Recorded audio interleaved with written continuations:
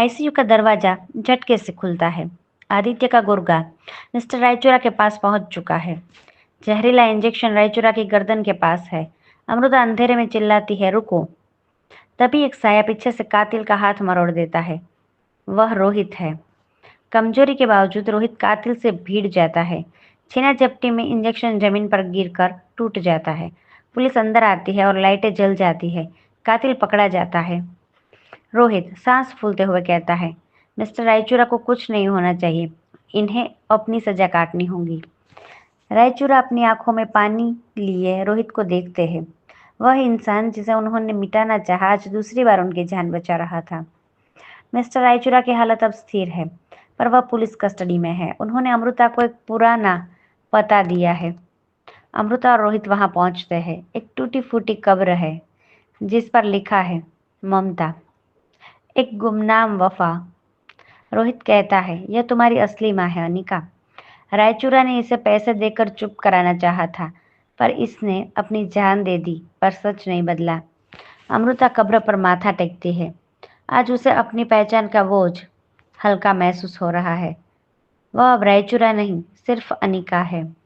आदित्य, कामिनी और कुणाल तीनों एक ही सेल के गलियारे में हैं। आदित्य के चेहरे पर हार का सन्नाटा है। कामिनी पागलों की तरह दीवारें कुरेद रही है।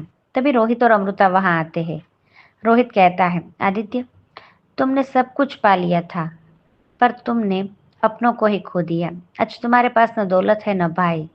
आदित्य कहता है, तुम जीत गए भैया, पर याद रखना ये नफरत कभी खत्म नहीं होगी। अमृता कहती है, नफरत खत्म हो चुकी है आदित्य, अब सिर्फ इंसाफ बचा है। पुलिस उन्हें काल कोठरी की तरफ ले जाती है। मारवा परिवार के गद्दारों का अध्याय हमेशा के लिए बंद हो जाता है। हवेली को फिर से सजाया गया है। कोई शोर शराबा नहीं, सिर्फ दियों की रोशनी है। रिया और आर्यन नए कपड़ों में चहक रहे हैं। दादी माँ आरती की थाली लेकर खड़ी है। रोहित अपनी अलमारी से एक मखमली डिब्बी निकालता है। उसमें वही मंगलसूत्र है जो 6 साल पहले टूट गया था, जिसे रोहित ने धागे धागे से फिर से पिरोया है। रोहित कहता है, अनिका, उस रात ये शादी अधूरी रह गई थी। क्या आज तुम मुझे अपनी जिंदगी पूरी करने का मौका दोगी? अमृता खामोश रहती है, पर फिर धीरे से अपना सिर झुकाती है। रोहित कांपते हाथों से मंगलसूत्र अमृता के गले में पहना देता है।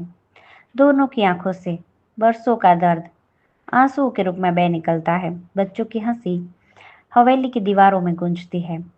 मिस्टर रायचूरा को जेल ले जाया जा रहा है। पुलिस की जीप रुकती है। अमृता और रोहित बाहर आते हैं।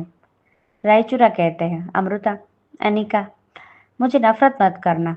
अमृता कहती है, मैंने आपको माफ कर दिया डैड, पर अब मैं अपनी जिंदगी अपने तरीके से जीऊंगी, आपकी दौलत नहीं, अपनी मेहनत से।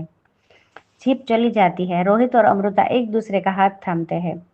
हवेली के गेट पर नेम प्लेट बदल दी जाती है। अब वहां लिखा है, मारवा निवास, अनिका और रोहित। जैसे ही सब अंदर जाते हैं, हवेली के बाहर एक काली गाड़ी रुकती है। गाड़ी के अंदर से कोई दूरबीन से बच्चों को देख रहा है। वह फोन पर बात कर रहा है। वो अनजान शख्स कहता है, रायचूरा और मारवा दोनों खत्म हो गए, अब असली खेल शुरू होगा। उन बच्चों का असली बाप अभी भी जिंदा है, और वो मैं हूँ। कैमरा रिया और उसकी हंसती हुए फोटो पर जूम करता है और स्क्रीन ब्लैक हो जाती है। यहाँ पे अधूरी शादी का सीजन 1 पूरा होता है। सीजन 2 में आगे क्या होता है जानने के लिए सब्सक्राइब कीजिए यह चैनल फ्री स्टोरी एफएम।